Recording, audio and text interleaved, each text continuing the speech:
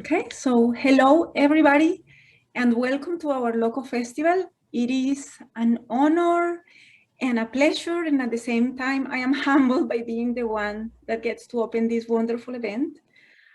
This has been an incredible collaboration. What started as an office meeting trying to brainstorm what can we do to help solve the world ended up growing into finding this festival that was initiated in Spain.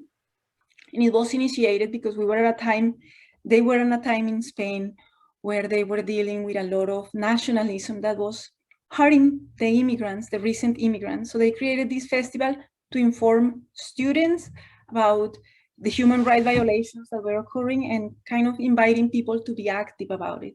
So we got interested in the festival. When we started, it was the fall of 2019, and our country was growing colder towards immigrant population, and it seemed like it was becoming a norm for people to be mistreated, for migrants to have sad stories.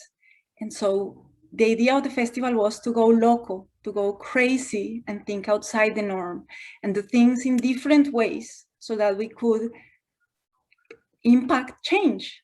So we started collaborating, we started creating activities, we brainstormed. At the beginning, it was the Multicultural Resource Center and the Global Studies minor.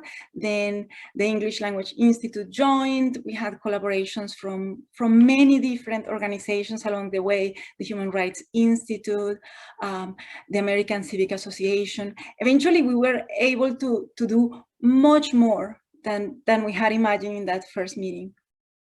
Our event today has, I think, 20 different activities, all of them led by different population. It's not an academic festival, so we have people from the community, we have students in the high school who have worked very hard to submit works of art, we have all kinds of beautiful people that have collaborated to make this event happen. So I am going to introduce Dr. Ali Moore, who is going to talk a little bit about the why do we need to do something about human rights, and why do we have a festival to inform people what's going on in that end. So thank you so much, Dr. Moore, for being here, and thank you so much, everybody, for participating in this festival. I am proud and humbled for being here.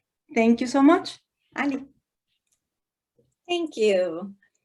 On behalf of the Human Rights Institute here at Binghamton University, I want to extend a huge congratulations to Marisol and to her amazing committee for taking the seed of this idea that there could be and that there should be a version of the United Nations High Commissioner for Refugees LOCO Festival here in Binghamton. And not just taking that idea, but making it a reality.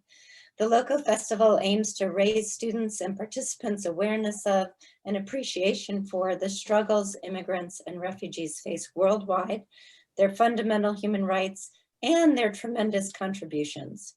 Marisol has developed this idea into a week-long series of events that includes, like she said, academic research, refugee testimony, artwork, food, and so much more.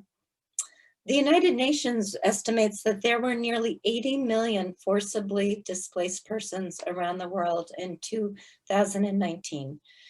That includes 26 million refugees, 46 million internally displaced persons, often fleeing civil war, in addition to asylum seekers and internationally displaced persons. And those numbers don't include regular migrants.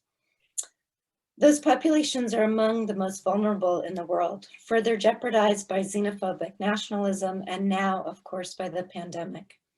As a public university located in a city that has long been a reception site for immigrants and refugees, Binghamton is an ideal host for a festival that aims to educate, to engage, and to celebrate. The festival reminds us all, regardless of our immigration and citizenship status, that no human being is illegal, that refugees and immigrants have fundamental human rights, and it is our collective responsibility to recognize and advocate for those rights, and that refugees and immigrants are not simply their citizenship status, They are storytellers, doctors, artists, craftspeople, chefs, drivers, teachers, and members of every other profession, as well as family members and loved ones. Given how much negative rhetoric we've heard about refugees and immigrants over the past several years in particular, I want to borrow just a few passages from Warsan Shira's poem, Home, which some of you might know. These are just excerpts from the poem. And I'm sorry, I can't read it the way that she can. No one leaves home unless home is the mouth of a shark. You only run for the border when you see the whole city running as well. You have to understand that no one would put their children in a boat unless the sea is safer than the land. No one burns their palms under trains, beneath carriages. No one spends days and nights in the stomach of a truck feeding on newspaper unless the miles traveled means something more than the journey. No one crawls under fences, wants to be beaten, wants to be pitied. No one leaves home unless home is a sweaty voice in your ear saying, leave, run away from me now. I don't know what I've become, but I know that anywhere is safer than here.